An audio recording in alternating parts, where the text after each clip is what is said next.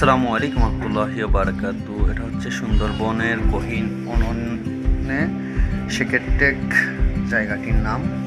সেখানে আমরা গিয়ে দেখতে পারলাম 450 বছরের পুরনো কালী মন্দির। আপনারা প্রাণ ভরে উপভোগ করুন এবং দেখতে থাকুন এই ভিডিওটি। এবং এই মন্দির সম্বন্ধে এবং এই জায়গা সম্বন্ধে আপনাদের কোনো অভিজ্ঞতা থাকলে অবশ্যই আমাকে শেয়ার করবেন এবং জানাবেন।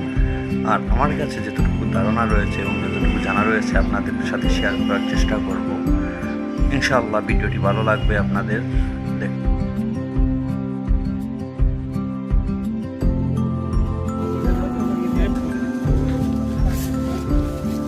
সেকেটেক কালী মন্দির নাকি? আমরা আগে যাব না, ওই দিক থেকে কেউ যেন আগে না যায়, বের হয় না।